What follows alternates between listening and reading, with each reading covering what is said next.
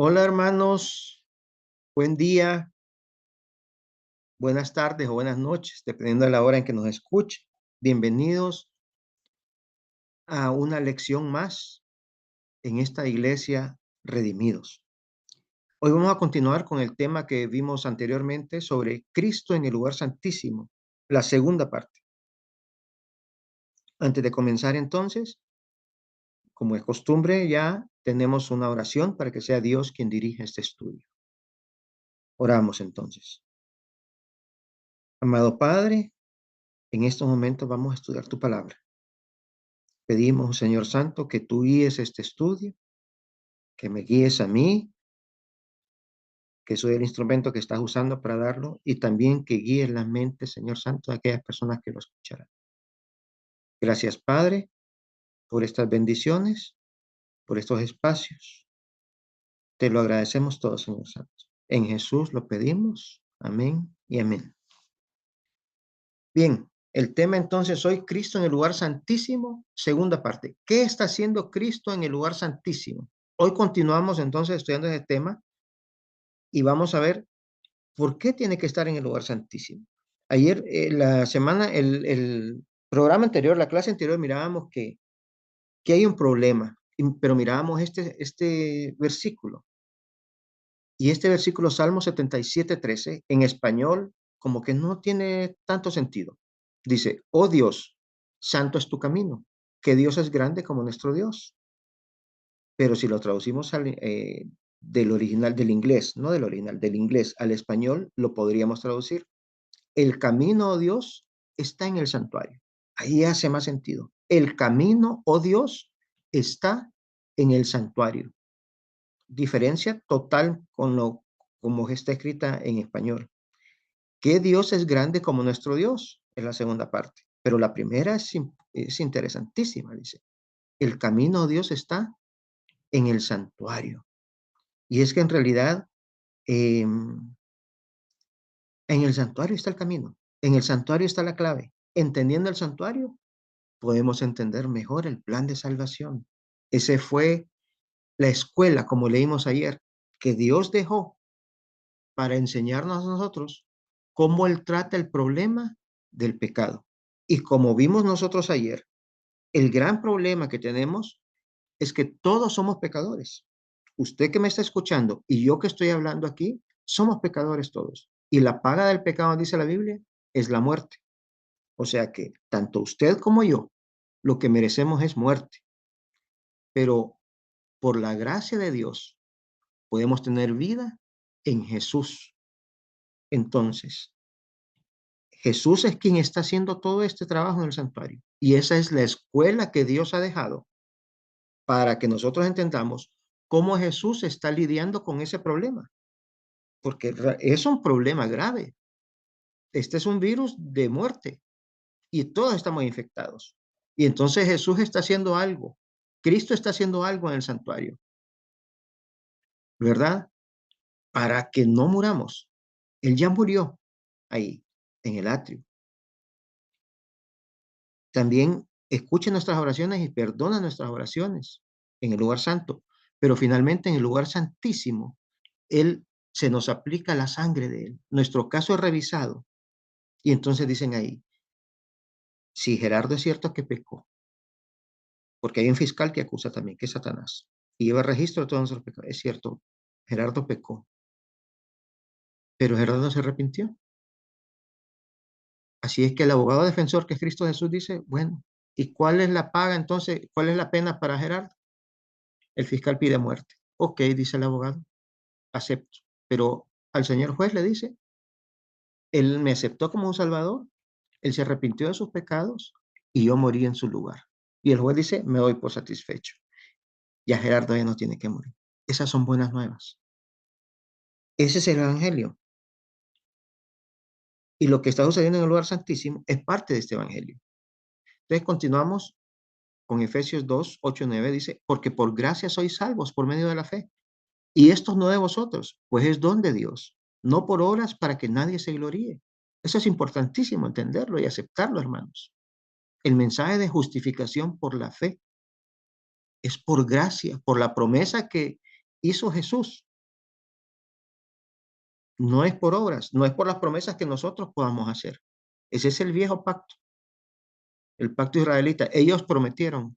En el nuevo pacto, quien promete es Jesús. Por eso está bajo mejores promesas. Porque Jesús es el que está prometiendo grabar sus mandamientos en nuestra mente y en nuestro corazón.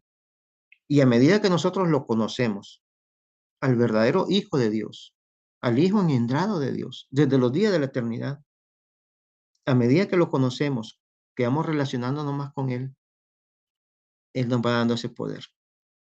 Él va grabando sus mandamientos en nuestras mentes y poco a poco somos transformados y vamos pareciéndonos a Él en carácter. ¿Sí? Apocalipsis 14, 6 y 7 dice, vi volar por en medio del cielo a otro ángel que tenía el evangelio eterno. Mire lo que tiene este ángel, este mensajero, pues, usted mensaje, un ángel es un mensajero, tiene el evangelio eterno, las buenas nuevas, para predicarlo a los moradores de la tierra, a toda nación, tribu, lengua y pueblo. O sea, a todo el mundo hay que predicarle este mensaje. Y el primer mensaje, son tres mensajes, pero el primer mensaje dice, temed a Dios y dadle gloria, porque la hora de su juicio ha llegado. Y adorad a aquel que hizo el cielo, la tierra, el mar y las fuentes de las aguas. Nos dice que hay un juicio, es parte del evangelio, hay un juicio, y que por lo tanto tenemos que adorar al verdadero creador. ¿A quién? Aquel que hizo, dice, el cielo, la tierra, el mar y las fuentes de las aguas. Eso nos lleva al cuarto mandamiento, adorar a Cristo, adorar al Padre, porque ellos hicieron estos mundos y descansaron el día séptimo, adorándolo a Él, pero también conociéndolos a ellos. Entonces, aquí estamos haciendo como un repaso, ¿sí? Aquí vemos el santuario. Este es el santuario que ayer dijimos que era móvil. Decíamos que esta es la puerta. Este es el altar de incienso. Aquí se lleva el sacrificio del cordero. Esto ahora está simbolizado por la cruz. Aquí murió Jesús. Luego aquí está el lavacro. Ese es el lugar santo. Aquí es donde cuando oramos nuestras oraciones van acá y Jesús aquí está escuchando y está perdonando. Pero aquí está limpiando este santuario. Está purificando el santuario. Aquí decíamos que había un velo que está roto aquí para que podamos ver entre ambos departamentos. Este, repito, el lugar santo, este, el lugar santísimo. Una vez al año y solamente una vez al año y solamente el sumo sacerdote, que está en esta figura aquí más grande, podía entrar del lugar santo al lugar santísimo. Ese día se llama día de juicio o día de expiación. ¿Qué se hacía ahí en el día de expiación? Pues se hacía una serie de ritos aquí, ¿verdad? En el lugar santísimo. Y milagrosamente, de manera milagrosa, sin que el hombre interviniera, este velo que había sido manchado de sangre durante todo el año por el sacrificio de este cordero, porque esa sangre iba rociada acá. Ese velo estaba contaminado de sangre, manchado. Entonces, ese velo era limpiado milagrosamente. Eso significaba para el pueblo de Israel, para el sacerdote, vamos a adelantarnos aquí, eso significaba que Dios había borrado el registro de los pecados, que ya no había registro en el cielo en contra del pueblo de Israel. Así terminaba el año. Luego de eso venía la fiesta de las cabañas, que simbolizaba la segunda venida de Cristo. ¿Sí? Y así terminaba el año. Comenzaban, como dijimos en la lección anterior, borrón y cuenta nueva. Empezaban de cero, ya no había nada en contra de ellos. ¿Sí? Eso, repito, se hace en el lugar santísimo. Y eso es lo que Jesús está haciendo por nosotros hoy en día en el lugar santísimo. Usted y yo somos pecadores, hemos pecado. En el cielo hay registro de nuestro pecado. Pero Cristo, que es nuestro abogado, está queriendo borrar ese registro. Ahora, Cristo, la Biblia nos dice que es abogado, pero aquí en Honduras tenemos un término conocido que se llama abogado y notario. Los notarios son ministros de fe pública. Cristo también es ministro de fe pública, también es notario. Aunque la Biblia solo dice abogado, pero a mí me gusta creer que Cristo también es notario. O sea que Cristo está dando fe. ante el resto del universo que nosotros estamos siendo transformados, que estamos dejando de pecar. Él no puede borrar registro de nuestros pecados en el cielo si nosotros continuamos pecando aquí en la tierra. Eso sería mentir y Jesús no miente, Jesús no peca. Así que Él también es notario, es abogado y notario. Está dando fe, repito, ante el universo entero, que en nuestros corazones y en nuestras mentes se están grabando los mandamientos de Él y que por lo tanto estamos rechazando el pecado. Ya no queremos estar pecando, nos estamos arrepintiendo de nuestros pecados. Y entonces Él puede proceder a borrar ese registro en el cielo. Solamente así puede proceder. Si nosotros continuamos pecando aquí en esta tierra, tenemos algunos pecados acariciados, ese trabajo Él no lo puede hacer, no lo puede iniciar por nosotros en el cielo. ¿Sí? Solamente cuando nos arrepentimos sinceramente y queremos dejar de pecar. Él nos da ese poder para dejar de pecar. Ya no, ya cuando el pecado usualmente está registrado como algo positivo en nuestra mente, que nos gusta, pues Él hace ese cambio en la mente. Ya no nos gusta pecar, ya nos causa dolor, llanto, nos duele porque sabemos que cuando nosotros pecamos estamos hiriendo a nuestro Señor Jesucristo. Continuamos. Este es el velo, miren. Este que están viendo acá es el velo y adentro, detrás del velo, es el lugar santísimo. Este es el arca del pacto. Vamos a retroceder un poquito. Este es el arca del pacto. Adentro del arca se pusieron los 10 mandamientos. Al lado del arca, importante esto que estoy diciendo, adentro del arca se pusieron los 10 mandamientos. A un lado del arca, afuera del arca, se puso todo lo que Moisés escribió. Los 10 mandamientos los escribió Dios. La otra parte del contrato la escribió Moisés, ese se puso a un lado del arca. Y aquí están los 2 ángeles que cubren el propiciatorio. Este era el trabajo que Lucifer tenía en el cielo antes de convertirse en Satanás. Era guardián de la ley. ¿Sí? Y este es el propiciatorio, la tapa. De aquí vemos que ya el sacerdote, el sumo sacerdote, entró del lugar santo al lugar santísimo. Aquí él está dentro del arca. Eso nos dice entonces que el juicio ya comenzó. Está en día de expiación ahí. ¿Sí? Todo esto, recordamos en la lección anterior, era parte del santuario terrenal. El verdadero está en el cielo. Entonces Jesús es quien entró finalmente en el verdadero al lugar santísimo. Y entonces aquí vemos las cosas, los eventos que están sucediendo en el cielo. Todos estos eventos que ustedes miran aquí en pantalla, Jesús lo está haciendo. Lo está haciendo por gracia. No lo merecemos. Ayer nos quedamos entonces, creo que con el 5, borrando el pecado, en la lección anterior. Vamos a continuar hoy entonces. Dice el sello de Dios. Es el ítem 6. Continuamos entonces, dice. En Israel, cuando el día de expiación llegaba a su fin y el pueblo sabía que el registro de de los pecados habían sido borrados, o sea, cuando ese velo había quedado limpio, esa era la señal que el registro de los pecados habían sido borrados. Ellos se saludaban dándose un apretón de manos y decían unos a otros, espero que hayas tenido un buen sello. ¿Qué significaba esto?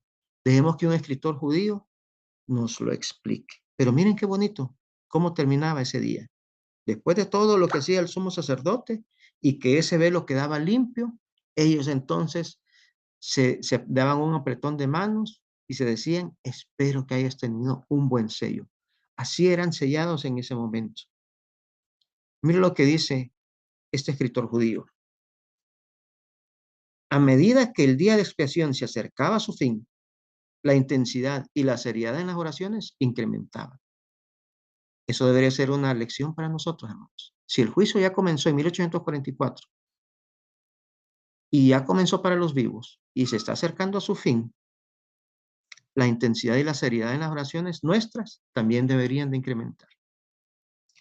Continuamos con la lectura. Se ha creído generalmente, aquí está el cursor, se ha creído generalmente que en el cierre de este día en el cielo se le reconoce como el sellamiento. Si el pueblo se había arrepentido sincera y completamente, ellos recibían un buen sello. Es por ese motivo que en las oraciones finales de ese día oraban: nuestro Padre, nuestro Rey, sella nuestros nombres en el libro de memorias. Sella nuestro nombre en el libro de la vida del Cordero. Mire cómo oraban ellos y lo que pedían. Repito, nuestro Padre, nuestro Rey, sella nuestros nombres en el libro de memorias. Sella nuestro nombre en el libro de la vida del Cordero. Y cuando el servicio terminaba, ellos se saludaban diciendo: espero que hayas tenido un buen sello. Pero este sello, hermanos, solamente podía llevarse a cabo si se había cumplido la etapa anterior, el punto número 5, si habían sido borrados los pecados. Al terminar, repito, el día de expiación, esa em, esa tela, cortina que dividía el lugar santo del lugar santísimo, que había estado sucio por todo el año, automáticamente y milagrosamente se limpiaba. Eso era una señal para ellos, para el pueblo de Israel, que Dios había perdonado que había borrado en registro de sus pecados. No que había perdonado, el pecado ya habían sido perdonados, pero que había sido borrado en registro de sus pecados.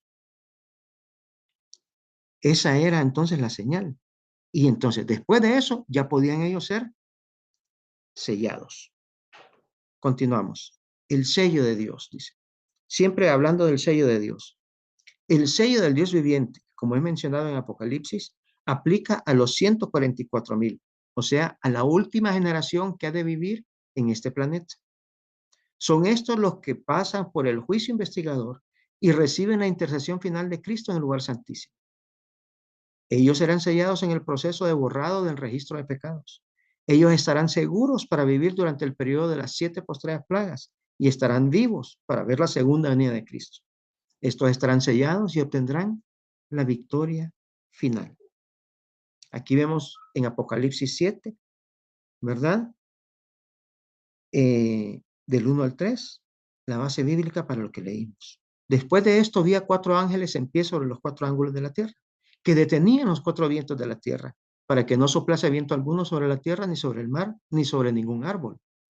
Vi también a otro ángel que subía de donde sale el sol, y tenía el sello del Dios vivo, y clamó a gran voz a los 4 ángeles, a quienes se les había dado el poder de hacer daño a la tierra y al mar, diciendo: no hagáis daño a la tierra ni al mar, ni a los árboles, hasta que hayamos sellado en sus frentes a los siervos de nuestro Dios.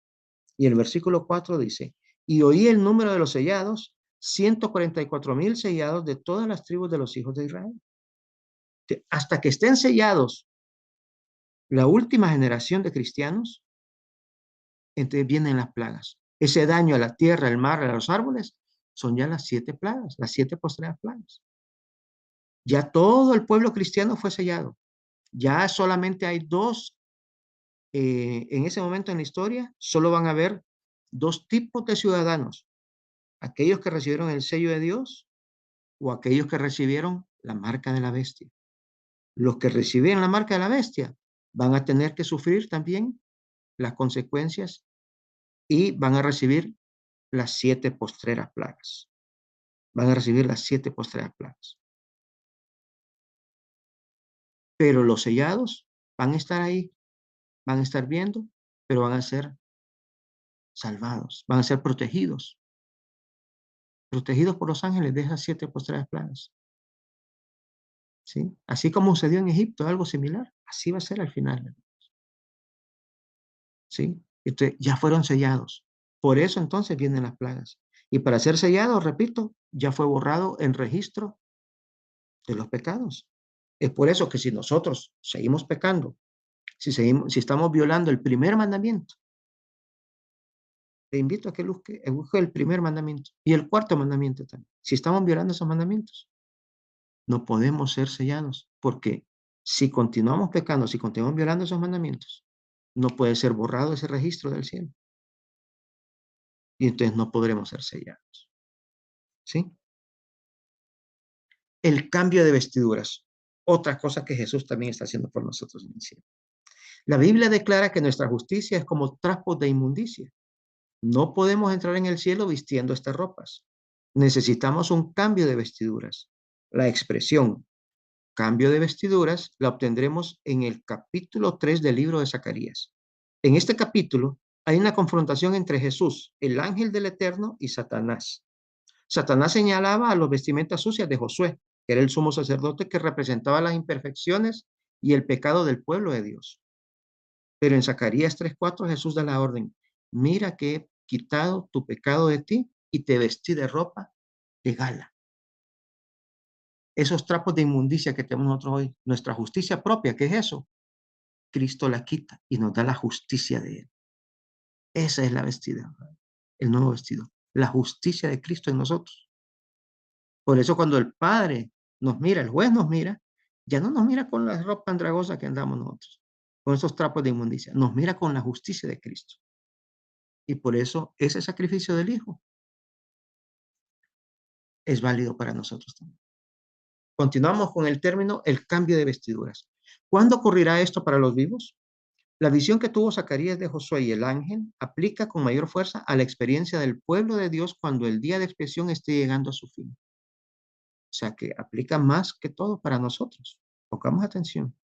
La vestidura sin mancha de la justicia de Cristo Jesús será puesta sobre el pueblo de Dios que ha sido probado y tentado. El despreciado remanente ha sido vestido con ropaje gloriosa. Nunca más será vencido por las corrupciones de este mundo. Sus nombres han sido conservados en el libro de la vida del Cordero. Ahora están eternamente seguros de las tentaciones del enemigo. Sus pecados han sido transferidos al originador del pecado, a Satanás. Está en Testimonios tomo 5. ¿Sí? Qué bello esto. Son buenas nuevas. Todas esas son buenas noticias, magníficas noticias. Se nos va a dar ropa nueva. Y esa ropa es la justicia de Cristo.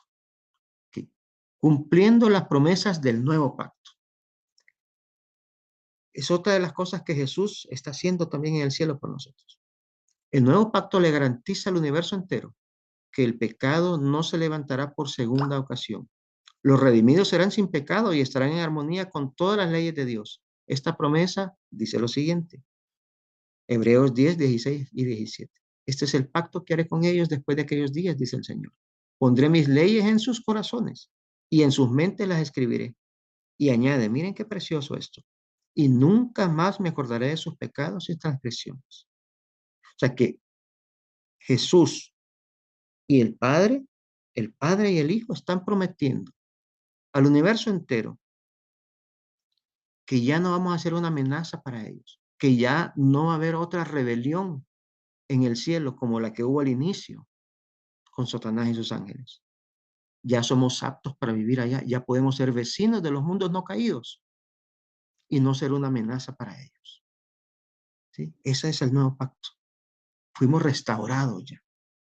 No solamente somos salvos, no solamente fuimos creados por Jesús al inicio, sino que también fuimos restaurados por Él. Bellas promesas, mis amigos, mis hermanos. Mira el conflicto de los siglos, lo que dice. Cuando el juicio investigador está llegando a su fin, aquellos del pueblo de Dios que estén con vida recibirán las leyes de Dios escritas en sus frentes y en sus mentes. Y Ellen White lo explica así. Cristo vestirá a los suyos con su propia justicia, para que Él pueda presentarla a su Padre, la gloriosa iglesia sin mancha ni arruga, ni cosa semejante. Efesios 5:27. Así va a ser la condición de la iglesia cuando Cristo venga, sin mancha ni arruga. Hay algunos teólogos que dicen que vamos a ir pecando hasta la segunda venida de Cristo. Este versículo dice que no es cierto. Yo prefiero creerle a mi Biblia que a los teólogos. Repito, Efesios 5:27 dice, Cristo vestirá a los suyos con su propia justicia, para que Él pueda presentarla a su Padre, la gloriosa iglesia sin mancha ni arruga, ni cosa semejante. Sus nombres están enrollados en el libro de la vida del Cordero. Entonces cumpliré la promesa del nuevo pacto. El trabajo, ya leímos Hebreos, ¿verdad? El trabajo del juicio investigativo y el borrado de los registros de pecados se llevan a cabo antes de la segunda venida de Cristo. Repito, el trabajo del juicio investigativo y el borrado de los registros de pecados se llevan antes de la segunda venida de Cristo. Pero Pablo declara que los pecados serán borrados y luego vengan los tiempos del refrigerio de la presencia del Señor. en Hechos 3:19. O sea, que esto se está llevando a cabo en el cielo. Cuando Cristo viene, ya nuestros pecados fueron borrados. Por eso es que no podemos aceptar la premisa de que vamos a estar pecando hasta antes de la segunda venida de Cristo. Eso no tiene sustento bíblico. Esta última generación, continuamos siempre con el tema 8, esta última generación en remanente, aquellos que atravesaron el juicio de los vivos durante la intercesión final de Jesús, recibirán un regalo. La justificación es un regalo, no por obras, pero por fe. El borrado de pecados será un regalo. Y cuando Dios escriba sus leyes en nuestra mente, también será un regalo. No por obras, sino por fe. Las vestiduras con la justicia de Cristo serán un regalo. Estos regalos serán dados a aquellos que hayan luchado contra el pecado en el proceso de santificación. Repito esta última oración. Estos regalos serán dados a aquellos que hayan luchado contra el pecado en el proceso de santificación. Es un regalo que debe ser recibido con amante gratitud por aquellos que sean justificados por fe, por la preciosa sangre de nuestro Señor Jesucristo. Ahí se está cumpliendo entonces el nuevo pacto. Son regalos. Ahora vamos a las bodas.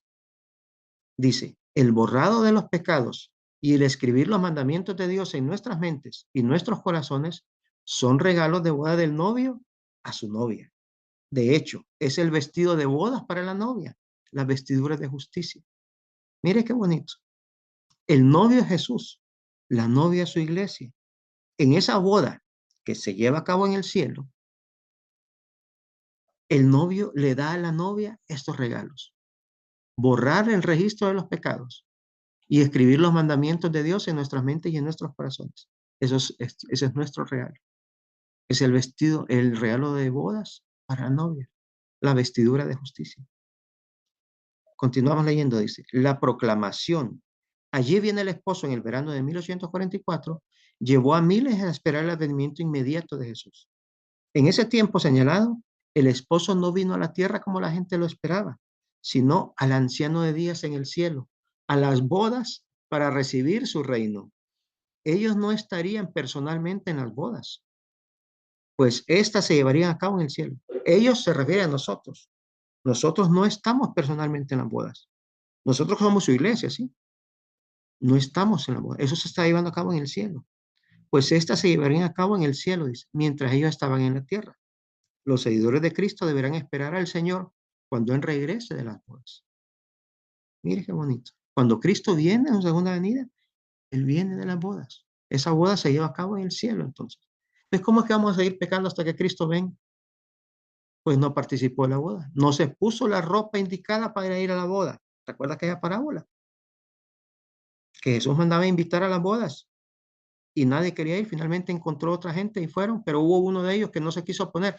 Cuando iban esas invitaciones de esas bodas en esos entonces, también se daba la ropa que tenían que vestir ellos. La invitación iba con la ropa, con el traje de boda, pues.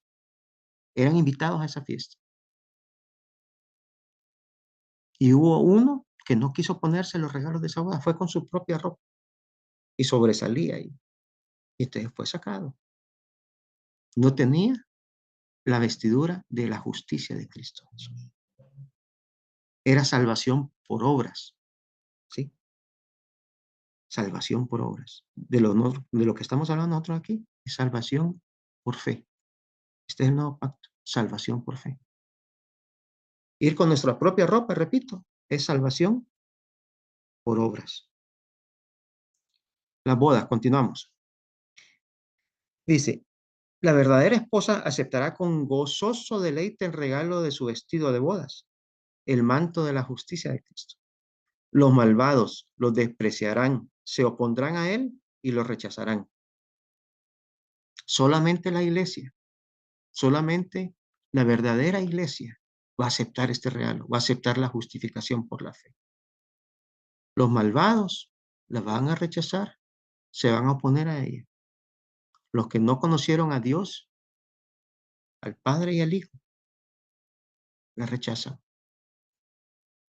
Son los que por fe siguen a Jesús en la obra de la expiación quienes reciben los beneficios de su mediación en favor de ellos.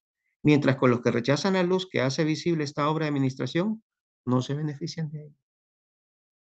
Estos regalos solamente, repito, es para la iglesia. Y eso lo pueden encontrar ustedes en The Great Controversy, que es la versión en inglés del Conflicto de los Siglos, página 430. Great Controversy, página 430. Bien, estamos casi terminando. Los tiempos de refrigerio.